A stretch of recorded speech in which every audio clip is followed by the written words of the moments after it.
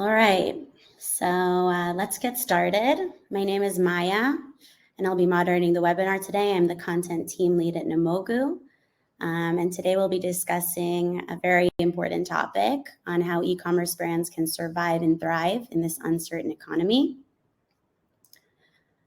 Before we get started, I just want to go over a couple of housekeeping reminders. If you have a question, please use the Q&A chat in the right side chat, preferably over the public chat. As we're monitoring that one, we'll try and answer some of the questions from the audience following the fireside chat with our panelists. And this webinar is also being recorded, and you will certainly receive a copy of this by early next week. So before we dive into this fireside chat, I kind of just wanted to set the stage for the discussion that we'll be having here today. There's something to be said about uncertainty, and since the pandemic has happened, it's forced all of us to be prepared for the unexpected, be agile, essentially be quick on our feet so we can adapt to these changes in real time. But more than that, and as all of you know, it's forced many businesses to move online or optimize their existing e-commerce. E-commerce is in hyper growth, which stemmed out of the global pandemic, and it's in full force, so much so that a recent Shopify report said that sales are expected to reach $6 trillion by 2024. With few barriers to entry, it's no wonder that brands are doubling down and betting on e-commerce to attract more online consumers. And because of that, competition is growing stronger than ever, and this also includes many challenges and implications for online retailers. So as we're approaching yet another uncertainty, that is the upcoming recession, the question is, should e-commerce brands focus on the same KPIs that brought them success during the pandemic, or should they be focusing on new areas altogether? What we can actually say with much certainty, though, is that we're seeing three key trends emerge. We're seeing rising acquisition costs due to the surge in new online stores and more brands competing for shoppers' attention. We're seeing out the phasing out of third-party cookies. Google saying it's going to happen in 2023. Let's see.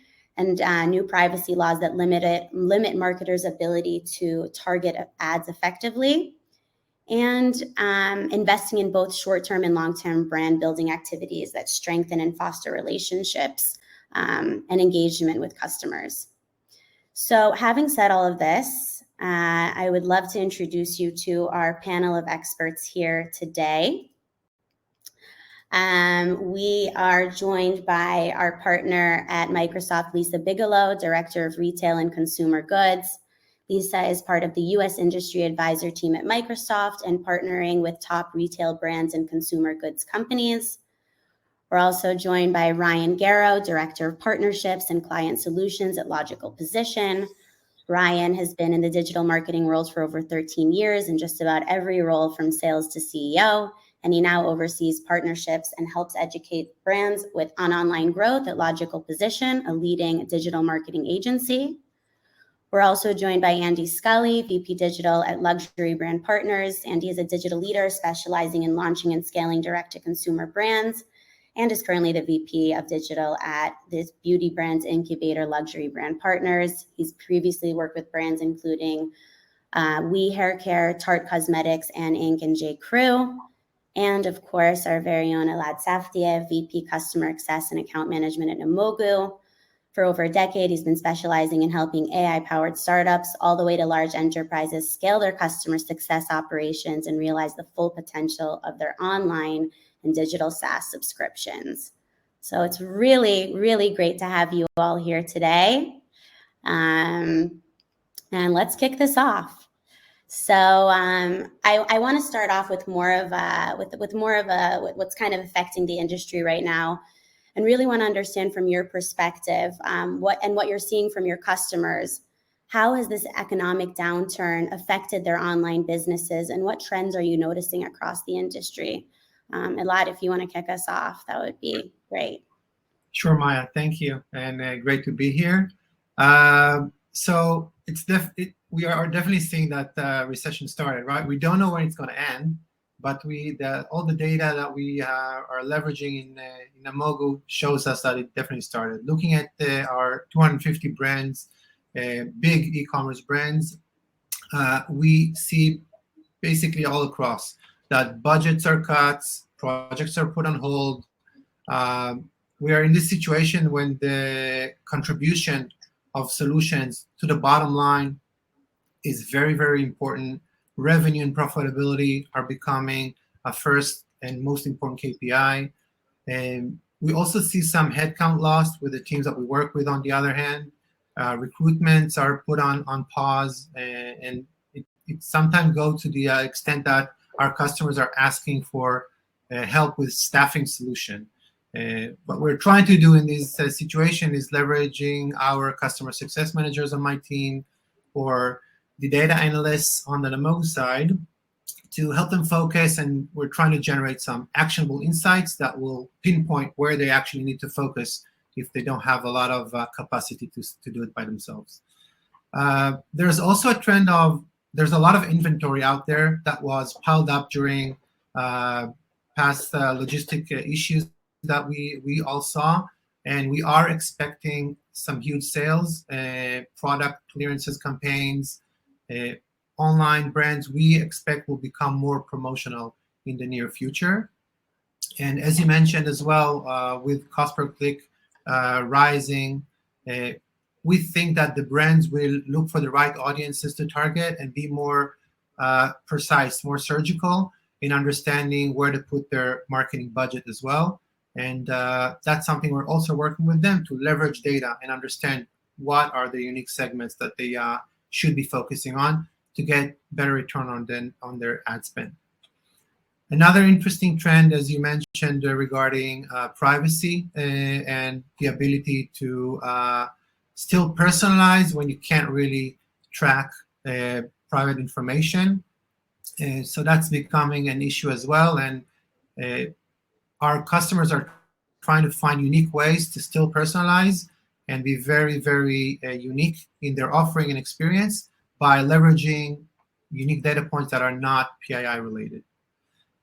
Because we are a data company, I feel obligated to share some stats here as well. So we are seeing overall still increasing sessions, but there is a decrease in sessions in some verticals like computers, office supplies, footwear, gifts and hobbies, some in supermarkets as well, which is interesting. Also an interesting trend, which really supports the fact that we think the brands will be more promotional, is about 20% increase in average discounts that we're seeing across multiple campaigns that our customers are running. The AOV drops as well, partially as a result of that. And another interesting trend is journey interruptions. Not many are aware, but there is a rising power of shopper extensions that are part of the browsers, apps, coupons. What we see with our data is that they tend to pop up more by 12% compared to the last quarter. And it's a very interesting trend, especially now when you need to protect your margins. Retailers need to be aware of it. They need to control that and be able to maximize it. In most cases, these extensions are helping to convert better, but it's really, really important to understand where they help more and where they help less and be more strategic about it. Yep. Ryan, do you have, what are you seeing with your customers? Much different things than I expected a few months ago. It changes so quickly. Yeah. As we look at some of our segments within our organization, we're seeing obviously some things that are down, some things that are up, but broadly speaking, we're seeing less search volume on some of the search engines than we expected this year. And that's caused a lot of increases in CPCs for that customer acquisition, which is really driving that, end cost of new customer to brands. And there's having to be a lot more focus on lifetime value within an organization, saying, hey, if we can't spend enough or there's not enough search volume to capture that new customer, what are we going to do with what we've got? We've got some of our largest brands for the last 3 months have been preparing for recession for a while. And so if the biggest brands with arguably the most data are preparing to cut down, they've already cut staff, they're preparing for sales velocities to drop. That has an impact as it trickles down to other smaller brands that maybe haven't seen some of that data yet. We do have some clients that are up, though. Some clients have seen, in one industry in particular, auto parts or aftermarket auto has been generally hit harder than some of the other ones. And we have a lot of clients in that space, but one brand in particular is still up, I think, 45% year over year in Q2. And that was largely due to change in strategies and how they were being more aggressive to acquire customers, and thought that, hey, if we pushed for more customers, we can push some of our competitors out of the way, capture those customers. Then when we get into harder times, we've got a lifetime value chain of new recent customers that are generally more valuable through email. But it is difficult out there. Yeah, it's not easy. That's for sure. That's for sure. Andy, are you seeing anything in particular with your customers, specifically as you're dealing more with luxury brands? Yeah, it's definitely been a mixed bag. I think what, Ryan hit the nail on the head, where whatever you expected a couple of months ago is probably different than what you're experiencing now. Although that said, in many respects now, that's what we're all conditioned to. I think consumers and businesses alike, we have been dealing with such a crazy amount of uncertainty and volatility for a couple of years now. Some successfully, some maybe not so successfully, but I think it is in certain ways kind of the new normal. So I guess that's the upside, right? Is that we're a little bit more conditioned to it, and maybe a little bit less phased when we get thrown curveballs.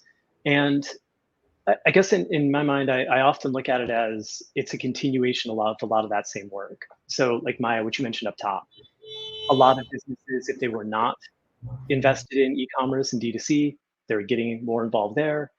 If you're losing that third-party cookie data, so there's a greater emphasis on trying to bring people through to your D2C so that you actually know who your customer is, can speak to them more effectively, and then to Brian's point, retain them and hopefully give them more value so that they continue to shop with you and be more committed to you.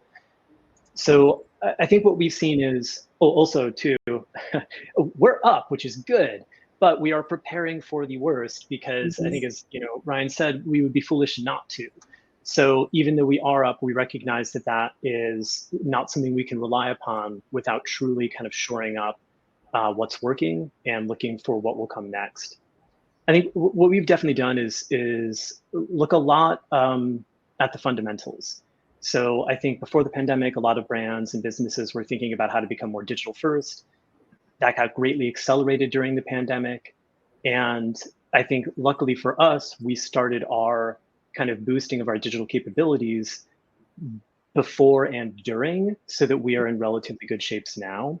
But I think that's definitely a trend. You're looking at the fundamentals and making sure that your baseline is working as well as it can. I think also too, obviously different businesses, function differently, but I often look at our revenue and try to see what the floor is. So, we have a product drop, you have a promo, you have a big sale, you're going to see a spike. And of course, we try to leverage as much as possible to make those spikes big. But then when things come back to earth, what does that floor look like? And what's contributing to that floor being solid or soft? If it's solid, great. Then how can you raise it? If it's soft, how can you shore it up? So that hopefully you're always getting to a kind of a lower baseline than you were before. And typically that's coming from your tried and true, your e-commerce foundation, your D2C, your retention marketing, email and SMS, and how you're getting people through to the site in hopefully an economic fashion. For sure. Lisa. Yeah, I was just going to say, to build on what Andy's saying, we really saw the same thing. Post-pandemic, everybody shifted from digital to starting to think about modernizing their stores. And now we're seeing that shift back to e-com and online, where retailers and brands are starting to invest heavily into that customer experience. Ryan spoke to this, and Maya spoke to this a little bit too, but retailers and brands are trying to figure out how to do more with less. That's an overarching theme.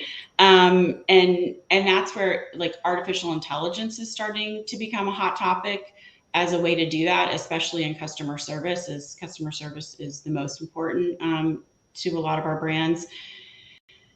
And then, something that we're talking a lot about also is sustainability. It's becoming really, really important to our customers to shop with brands and retailers that provide that information about their products. And so reporting and how do you report that is a hot topic. And, sort of making sure all of that reporting on emissions is happening in one place. And then, I have to mention the metaverse because that's something everybody's thinking about, talking about, and it's something like a bright light, something super exciting in our industry. And so everybody's talking about it. But for me, I kind of think about it in 4 ways. One is non-immersive metaverse, which are NFTs, and everybody sort of knows all about NFTs. The second is enterprise, which is how do you work collaboratively, I can say that right, with everybody within your company. So it's like, mesh and working within the metaverse, and then industrial, which is digitizing your supply chain. Supply chain's another really hot topic. And then consumer, which is like our virtual showrooms, events, and also like co-creation environments are really popular now to talk about. Right. So I think it's pretty clear to say from the main takeaways here is that it's really all about retention, maximizing your existing efforts, just being smarter in the end of the day, looking at your bottom line, and actually really just aligning with your customers and making sure that you're speaking to their values and what's important to them. So I think there's definitely an emphasis on the connection here, and yeah. So moving into the next question, I mean, we just spoke about the industry perspective, but are you guys seeing or noticing any changes in shopper behavior? Are we seeing hesitation? What are you guys essentially seeing from your end? Oh, we can definitely see a change. I can talk about that. I think one of the main things we see is, and it's related to a topic I would call like price sensitivity or price awareness. There's a lot of hesitation. We're catching a lot of signals from about 1.2 billion unique users that we have with our database of hesitation. If I'm comparing it to last quarter, for example, before everybody talked about the recession, it was probably twice as higher back then than it is now. That decrease in the buying intent score really reflects in the way that they are looking for the bargain. They are more hesitant in the session. Conversion rate might drop a little bit, and they're looking for creative ways to save. So I talked earlier about shopper extensions. We see a rise with shopper extension usage. I said that they're popping up more, but also the visitors are clicking on them more, regardless if they're popping or not. And that's a unique audience. They are the bargain hunters, the best shoppers usually. They are already converting at a much higher rate, but compared to last quarter, they're even converting more by 22%. So that's definitely a segment that's interesting, and retailers needs to be aware of these journey interruptions, these unique audiences, and try and serve them with the best experience. And that's one thing. The other thing is, if I'm looking at cart abandonment, overall, there is a decrease. So as Andy said, people were putting a lot of investments in D2C technologies and improving the experience, and it shows, right? People are staying, they're more engaged across most of the industries. Specifically in the fashion and apparel, we do see some slight decrease of about 3.5% in cart abandonment, and that's what we see on that. And the last point I want to talk about in terms of shopper behavior is privacy sensitivity, because you mentioned that, Maya, as well earlier in the conversation. And we do see a rise, looking at some unique data points, things like who's coming to the website in incognito mode. That's something that we see a rise there. People are using more and more password savers, ad blockers. all these extensions that basically show you that the shoppers are more experienced today than they used to be, and it's very interesting to see how they behave. Overall, they're buying more, these privacy sensitive audiences, but you still have to serve them with the right experience, right?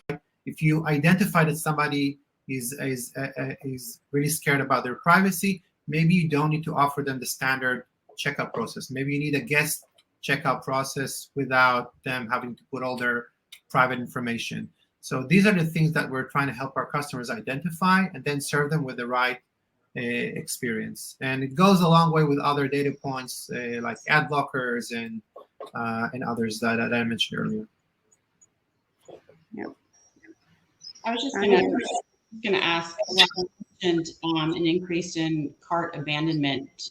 What are a few reasons that you're seeing for that? Is that price sensitivity, you think, is the main reason for that?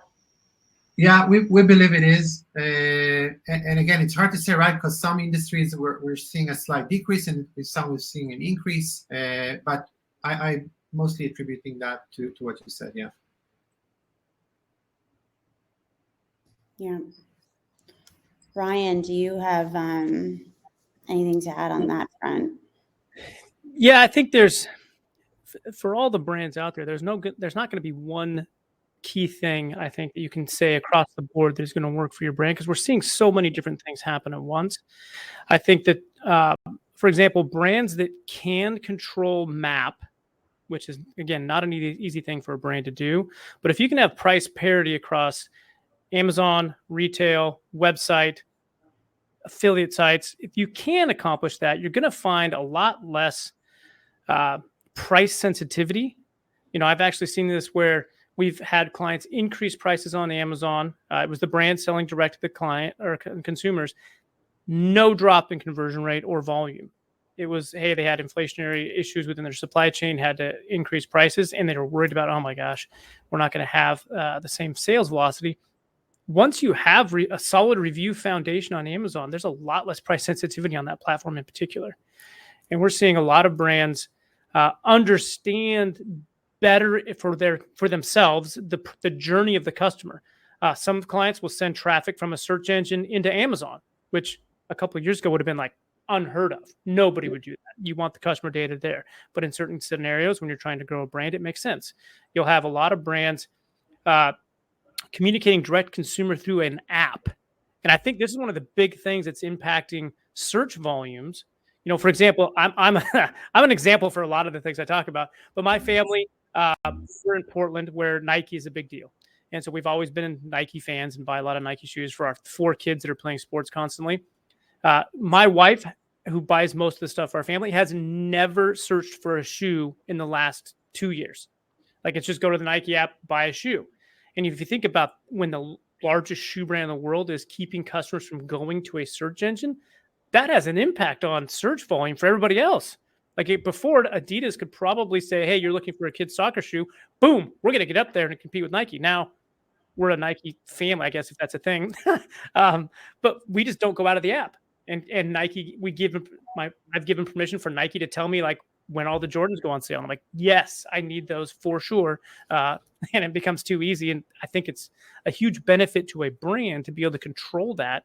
And I think more and more brands are starting to figure that out. Like, how do I keep people from searching once they become my customer?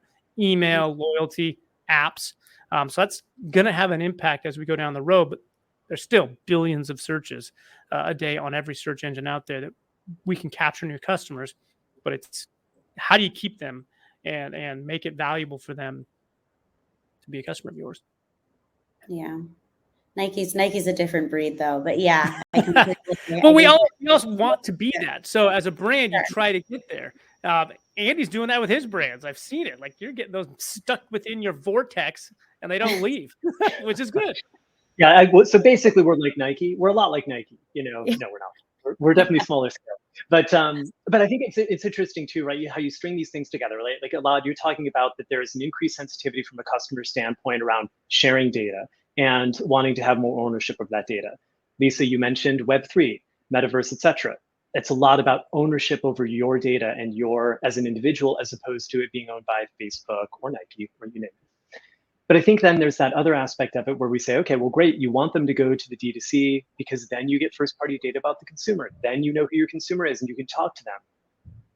But what I think what kind of stringing all that together is that, Ryan and his Nike family have a level of trust and they get a level of value out of Nike. So they are comfortable downloading an app and sharing their data with Nike and letting Nike responsibly, I would hope and assume, handling that data to give them a better experience, right? Who knows, right? No idea about their data policies. But I think that shows that consumers are sensitive to it. But at the same time, if brands are delivering value and actually making their experience better and connecting them in a way that feels right for them with the product that feels right for them, then consumers are more comfortable with that. And I think increasingly, Ryan, to your point, and I might be wrong on this, but I would guess that you'll start to see more compartmentalization where you pick your brand and you stay with them for longer because frankly, you just don't want to share as much data across this, an enormous swath of brands.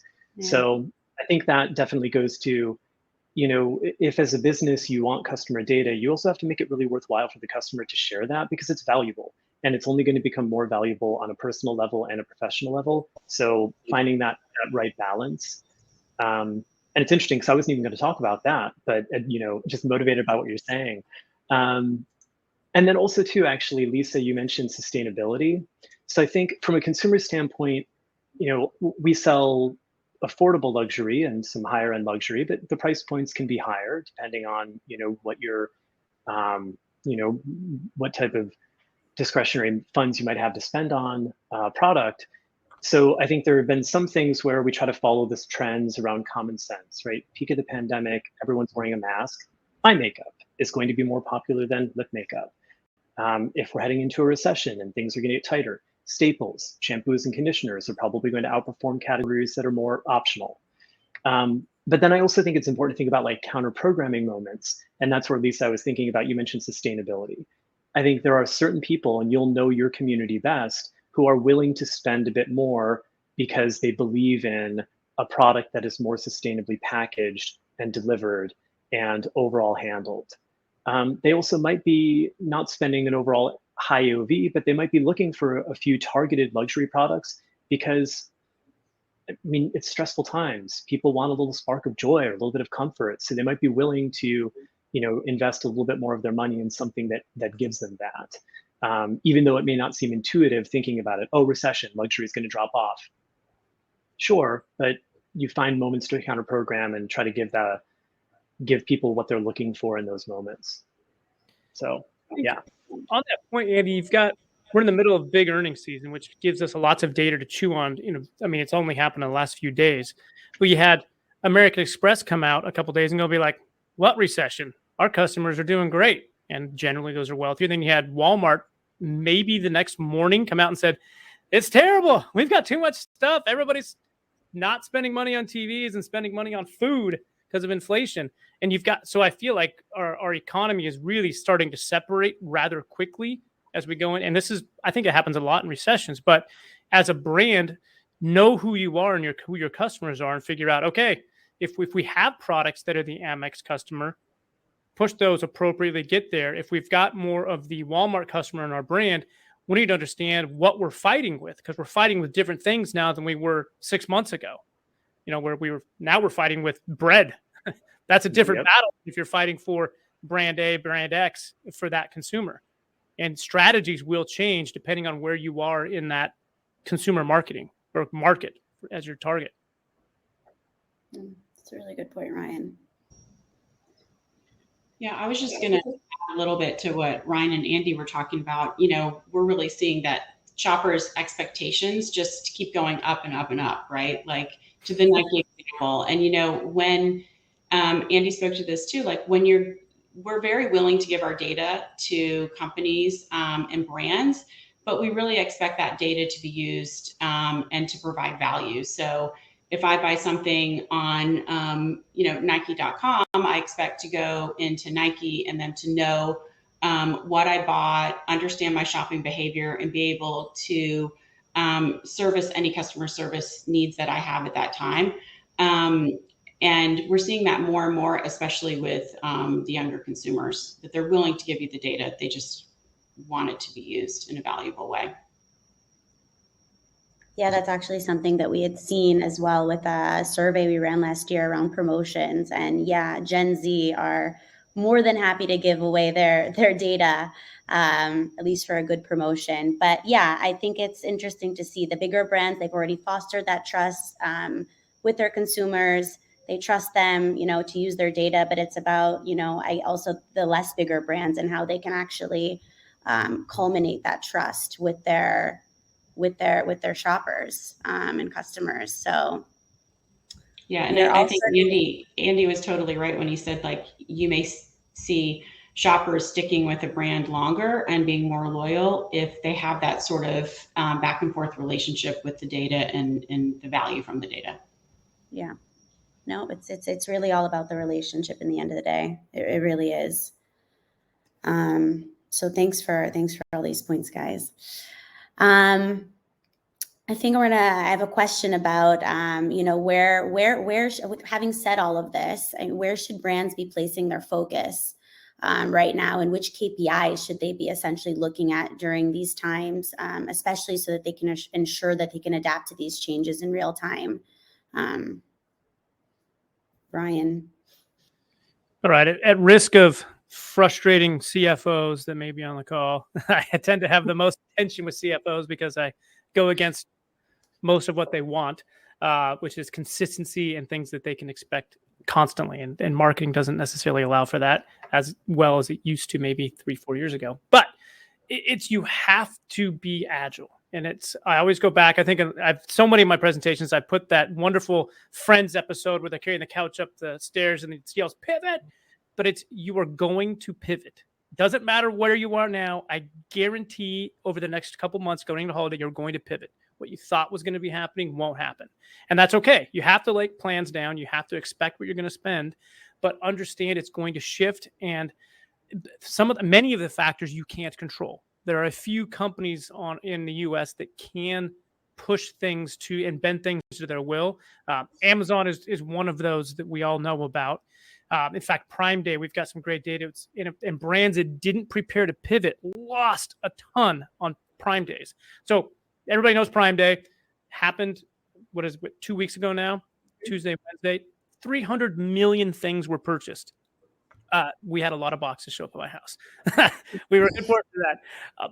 But what we saw off Amazon is what blew me away. I took a segment of our client base, our enterprise client, MCC, and groups of our paid advertisers. During those 2 days, week over week, conversion rates jumped 30% week over week on Tuesday, Wednesday. There's no data outside of Amazon Prime that would cause that move. Search volume is essentially flat, 1 or 2% depending on the brand or industry you're in. But then conversion rates skyrocketed. People were in the mood to buy.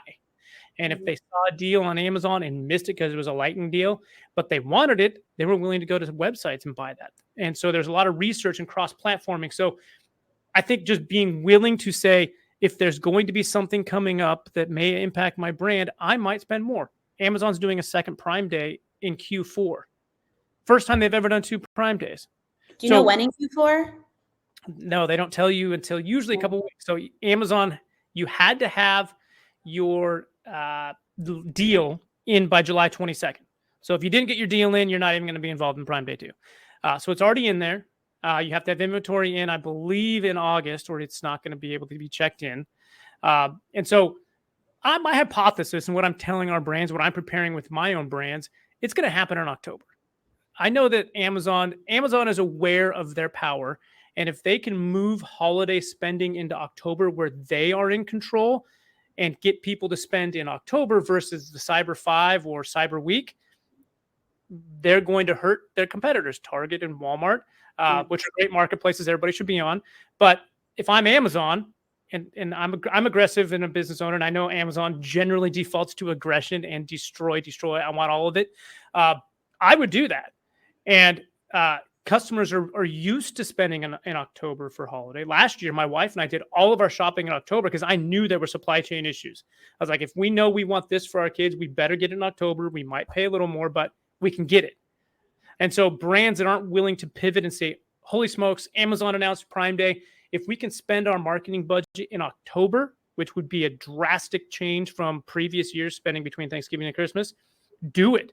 Get rid of all your products, sell everything, and then go on vacation in November. That would be ideal. Also test. I mean, a lot of brands are using that time to test right before Black Friday, Cyber Monday, Singles Day. I mean, it's a testing period as well. It is.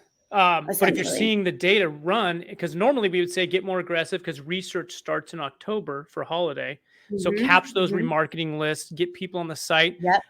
But if they're willing to buy now because there's something looming that's causing them to think, holy smokes, if I don't buy now, there's going to be problems. Like, you can get people to convert in October. Do it. Don't try to hold back marketing budget. Yeah, so I was just going to add, I think the testing period is moving out even further. I think brands and retailers are starting to test now, so that they can capitalize in October, to Ryan's point, because the holiday shopping has just become a longer window. For sure. Yeah, I have another webinar I'm doing in an hour and a half. And that's one of the points is, if you're not testing now for holiday, we're in July, August, you're missing the boat. Like, you have to if you haven't simplified your checkout, you'd better simplify the checkout. That's why you have less cart abandonment, because people have been simplifying their checkouts. They're not forcing the give me an email address before. Like, who cares? Just buy something. Right. Remove that friction. You better be getting that down now and seeing what it does, and there's a lot of free things you can do that turn like freemium, that if you get through the free program now, decide that it makes sense, you pay for it going into holiday because you know it's already working. Right. Andy. Well, I think definitely that's it's funny when it's so obvious at this point, but at the same time so pertinent. It used to be Black Friday, then it was Black Friday, Cyber Monday, then it was Cyber Week, then it was all of November. Now it's going to be in October. Then you start in July with your testing, and it's just like it's always on. It's so. And I think there's something about that. I think from a KPIs standpoint, which is what you were asking for originally, I guess I would give the CFOs a mixed answer, part of which they'll like, part of which they won't. But I think KPIs, I mean, first and foremost, it's always revenue. And every other KPI, of which we know many others are extremely important, they are almost always in service of revenue. It might be revenue today, it might be revenue a month from now, it might be revenue in October, November, December, but it's always in support of revenue. I think that's the part the CFOs will like. The part they don't like is the part that Ryan is alluding to, which is sometimes you're focusing on KPIs that don't have an immediate payback, and they will help your longer term strategy, but they don't have that immediate ROI. So I think that's where it becomes kind of a point of tension. But if you attach that to, hey, this investment today will pay off at X point, that's often how I think you can help navigate that with the financial discussions. I think other KPIs, we're always looking at customer volume and how that's trending and what the mix of new versus return is. For sure, we've talked about LTVs, increasingly important. It's always been important, but you want to make sure that once somebody has, taken a chance to shop with you, that you give them a great experience and continue to find ways to bring them back and to form that stronger connection. And I think one other thing, it's not so much, oh, well, of course, we talked about, the data piece. I guess we've touched on that well enough, but I guess on that front, thinking about creating value for people and how they'll be more comfortable sharing data if you create value for them. I think also it's important to think in sophisticated ways as well as simple ways. So even something as straightforward as a short quiz that will help them identify a product that might meet their need. That's helpful to them. It's helpful to you, because then you understand a little bit more about what they want. And it doesn't have to be a huge lift. You don't have to have some kind of massive data infrastructure. It can be fairly straightforward that then helps give you a little bit more insight to be able to say, hey, I know you like category X or product Y. Let me tell you a little bit more about how these other products play well with that. I think, not overcomplicating. And then for sure, people have a high expectation from a customer support standpoint. So ensuring that you're doing everything possible to make the full experience as frictionless as possible, whether that's checkout, whether that's returns, whether that's supporting them with a question. And I think thinking about that from an omni-channel perspective, you can sell in a number of places. Chances are, though, if they have a question about the brand, the product, et cetera, they're going to come to the consumer support that the brand is running. If they have a question about their shipment, they're going to check with Amazon, but if they have a question about the product or sustainability or anything else under the sun to do with the brand or the product, they're going to come to you. So we try to take that mentality of giving them the best possible experience and tracking how well we're doing to meet their needs. I also think highlighting those things on your website, on-site experience, are super important. Yes, I mean, obviously that the customer support needs to be there, but also highlighting those things front and center when they are on your site, or wherever they are, and even if it's in a marketplace, I think is really important. Make it easy for them to clearly see your values. Yeah, we're seeing the same thing, Andy, and it's, again, thinking about, okay, how do we provide that top customer service with less? Again, it's, that's on top of mind for everybody. And so, we're seeing people implement AI bots and even digital humans now on their sites, really just to help with the customer service piece of it. And, there's so much innovation happening in that space. It's like every day I see a new solution that's better than the next. So there's some really cool stuff out there that's not like the old bot that we're all used to. Really, really smart bots. The other thing we're seeing, well, I agree with Andy, sales and revenue are always king, and that will always be the most important thing. Most important KPI. But, with shoppers' expectations going up, it becomes really important to unify your data and sort of, like Andy said, provide that seamless experience to the customer. One other thing that I'm seeing a lot of is ways to create new revenue streams, new KPIs, new ways to create sales or gross margin. And one of the ways that a lot of retailers are doing that is with on-site retail media, implementing a program where brands can come and bid for search, ranking on their site. It's almost all gross margin. So it's a really, really good way to maybe offset some of your other investments. And then recommerce. So brands are starting to take advantage. I worked at eBay for many years, and great recommerce business there, obviously. But we're seeing a lot of brands taking that business back in a way to create an additional new revenue stream. Makes sense. Elad.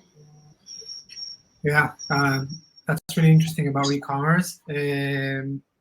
I think that obviously I agree with everyone saying about the revenue and the bottom line. We are helping our clients see that too.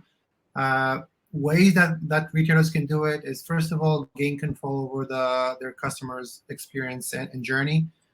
Remove those interruptions that we mentioned earlier. Help them complete more purchases.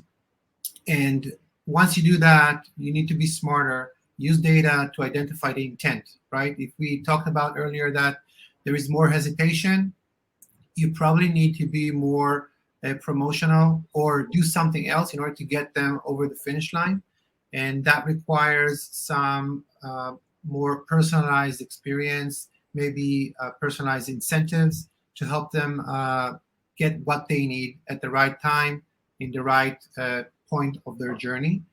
I think that brands need to look also inward into what they're currently using in their tech stack and see what they can do more with their current subscriptions.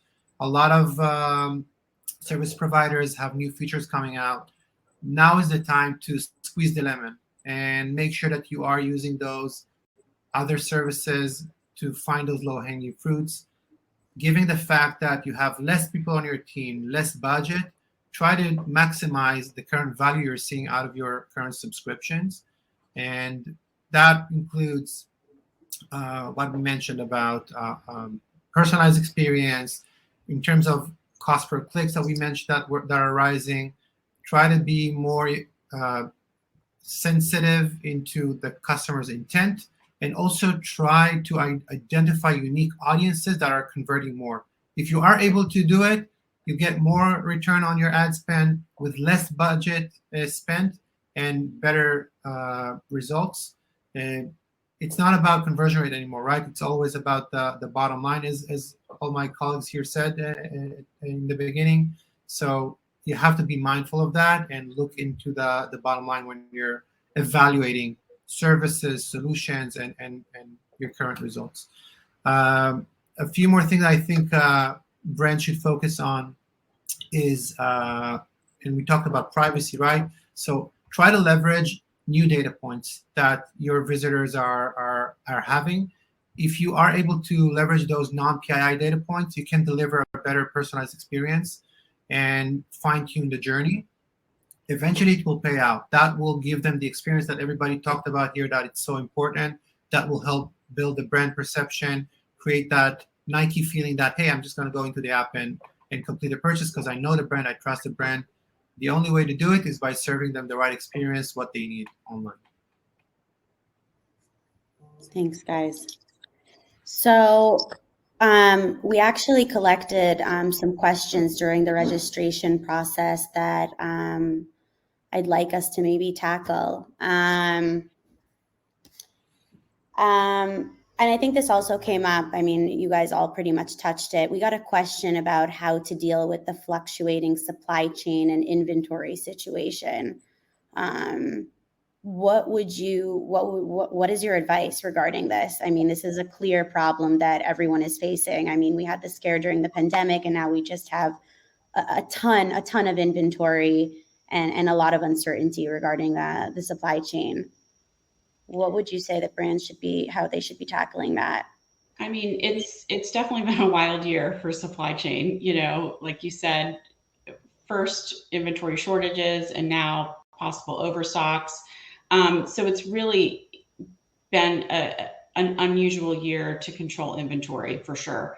You know, for us, we're just seeing a lot of brands turning to AI to use data and inputs more than ever.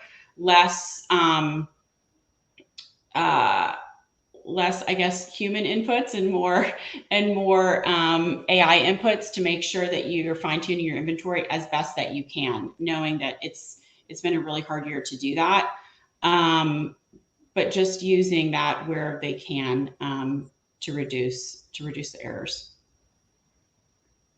Yeah, I totally agree. And I think that if you are stuck with a lot of inventory and you need to get rid of it, so probably you need some product clearances campaigns running. But again, try to do it in a smart way. Doesn't mean that everybody needs to get 50% off just to get rid of the inventory. There are people out there who are more price sensitive, and there are people who will buy even without a discount. So only by doing specific surgical discretionary discounts to your visitors, you're able to, on one hand, increase the sales with limited time offers or whatnot, but also save your margins. And then I was just going to add, and I think Ryan would probably agree, is just think about different channels where you can possibly sell your inventory, which you traditionally may not have, which could include, you know, Walmart marketplaces, Target marketplace, eBay, additional marketplaces in addition to Amazon could help move through some of that inventory. Yeah, I would say when you've got that excess inventory, that becomes problematic because you generally have to try to buy customers to get rid of it, or that's the default for a lot of brands. But you've already got a database of customers that you can use a lot of them. So if you don't have email segments where you've got a VIP customer list that says, hey, you've bought these things, I'd rather give discounts to my most valued customers so they like me more, and let them know in the messaging that this is not an all the time thing. This is a supply chain related thing that is kind of a one time only. But email's so much cheaper than buying traffic, even if it's on a shopping marketplace. That can be okay, but map violations can be problematic depending on who your suppliers are. You don't want to ruin that. But if you're emailing, it's not a map. You're not advertising that publicly. You can be okay with that. And then leveraging that audience database when they come onto the site. Like if you have good segments and good data, and you can use a tool that can allow you to put different promotions in front of different people, there can be some good things for that. For sure. I mean, going right into, I mean, that's a great question. We got another question actually, and it's kind of related to what you guys were just talking about, is like how people can avoid too many promotions and discounting, but still maintain that revenue. But I think you guys basically covered it. In the end of the day, it's about providing it to your more loyal users. And obviously, if you can give promotions based on intent, which is something that we do here in Namogoo, then that's also a very smart way to do it. You do not have to be giving away your margins, I think. All right, so we got another question about how can we sustain sales and recession rates in this climate of inflation and reduce discretionary spending? I feel like this is one for you, Ryan. This is, again, it's going to be a little different for everybody, but I think if you focus on a few important things, you can generally figure out where you're playing best. Obviously, trying to improve conversion rates. There's lots of things you can be testing to do that. If you're going to have to drive traffic and it's getting more expensive, which we're seeing in Google, generally with CPCs increasing, same thing with Microsoft, like you have to do more with less, which Lisa's been harping on this thing. It's like, you're not going to get as much traffic potentially. Make sure it's working right. And there's this, we're moving more and more into automation with a lot of marketing where the AI or the systems are doing the heavy lifting, which I personally don't like, but it's the world we're living in when we're coming into driving traffic. Facebook or Meta, Microsoft and Google are all using a lot of automation. You have less control of the individual levers. So if you're feeding bad data into that, you're not going to succeed into that. Like you have to have a solid feed going into these systems for them to understand what's in there. So get your feed dialed. If you're just taking what's on your site and sending it to Google, Microsoft, and Facebook, you're going to lose to somebody that's putting better data into their system. And you can manipulate that system with lifetime value metrics. So there's this thing that's pretty buzzy right now, Performance Max on Google, because they're just pushing a lot of stuff out there that you have to be able to say, hey, if this person's going to be more valuable, I want the system to know that I'm going to look at more than just the first order value. So add that into your system so it can optimize based on for that. And I'm not even doing this because Microsoft's here, but I would say at least 50% of the brands I talk to aren't even advertising on Bing. And that is just like the dumbest thing. Every single brand should be there. All of my brands are, because it's low hanging fruit. There's less competition there. Like we saw earnings, like they are smaller from an advertising perspective than Google, but there's a billion searches. Like just go get some of them. Like it blows me away that companies look beyond that, because it's so easy to suck your Google account into Microsoft and turn it on, and it works. It's always better. Conversion rates are always better on Microsoft. I don't necessarily know why that always is, but you look in analytics, it will convert. You're noticing which type of buyers, which type of shoppers are potentially more on Bing? I mean, Lisa, Ryan, do you guys have any insight on that? Lisa knows for sure. I know that it's my parents that are, they think they're Googling and they're Binging. And it's like, did you see that pretty picture on Google today? I'm like, no, I didn't, because it was on Bing and you didn't change your default search engine. But they have a lot of disposable income. They don't know how to research as well, and they click buy constantly. My dad buys things on Amazon that he doesn't even know he was buying. It's like, and it's all of us that work at Microsoft that use Bing for all of our shopping. So we're great customers. They are. Yeah. No, I think that I loved, Ryan, your point about, good data has got to be going into all of the automation, or you're not going to get very good results. It's so true. And it's not complicated, but it's understanding the schema and the hierarchy. I just had a client come on that had never advertised on Google or Microsoft before, on both now, but their feed coming out of their system didn't have the right categories for the Google schema, which generally everybody follows. And so we had to manipulate that to say, no, it's this. Their shipping was being sent in. They had free shipping, and it was saying that everything had a cost. They were getting destroyed in this automated system. Like, just get the data right. And it's not easy to find it. Generally, you have to be able to understand what the feeds need to look at, but also then you can go on the search engine and diagnose externally which becomes complicated. Do you have like sort of a number one reason or something that you see of why there's bad data going in? Like, is there one thing that you're seeing retailers fix? Yeah, it's because what makes sense on your site to you as the brand doesn't necessarily make sense for the search engines. And so in your categories, yeah, this is what it should be. This is what the title should be. So, God, the title makes sense on your site because they're already there. But sending it into the search engine, you need to make that look different because it's going to be truncated. You need to have the right categorizations across all of it, like understanding how Google primarily looks at these tiers of how you get to your individual product. Like there's things that you might think are logical for you in the industry, but the people that created the schema that all shopping works off of aren't in your industry, and they just made it because they need to see the data in a giant Excel sheet that works. So it's the titles. You can keyword stuff descriptions still, which still blows me away. Like that's the only area in search engines you can keyword stuff, and it doesn't penalize you. And then make sure your shipping is right. Shipping is terrible for most companies when they can't get in their feed right. Mm-hmm. Mm-hmm. I mean, okay, so I mean, we're talking about, you know, data, and we also got a question on how we can actually leverage this data for predictions. Elad, do you have anything? Yeah. Yeah, I have a lot to say about that. So again, we are leveraging a lot of data, and we mentioned that it's not personalized. So what we're seeing is that there are new ways to understand the intent and try to predict if a visitor is going to buy or not. So, and it also solved the problem.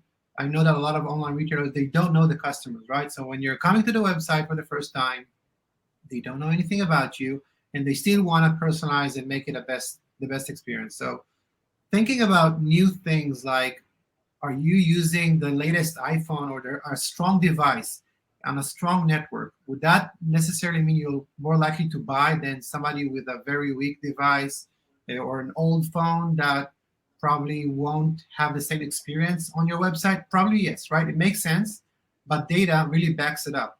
And by leveraging these unique data points, you can really easily predict if they're going to buy more or not and serve them with the right experience.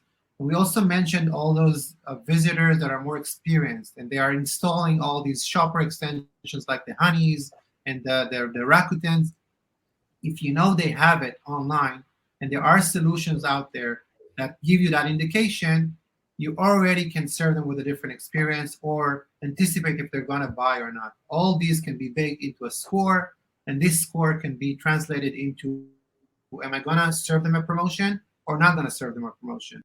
And this can be a game changer when you're trying to understand how long they're going to stay with you in the session. Are they going to bounce off right from the homepage, or are they going to stay with you all the way to the cart and then freak out when they see the basket size and then get out? So we are strongly encouraging our customers to leverage all the data that we have in our disposal and look at it from different angles, different ways, and see what works best for them. For sure. We're kind of down to the wire here. I did want to come back to Lisa regarding a question regarding using AI to improve customer support. You said there were a few different ways that you're seeing this happen. It's more intelligent. Can you just maybe more elaborate that for Nikhil, if there is something specific that he can look at in order to ensure that it is obviously more humanized? Mm-hmm. That would be helpful. I mean, there's lots of different. There's lots of our partners, Microsoft partners, that are offering a lot of different solutions. And again, it's innovating every day. One of them is where you can actually go into a chatbot and say you're looking for something. The chatbot goes and pulls the actual listing from the website and shares what they think that you should buy in your size. Offers different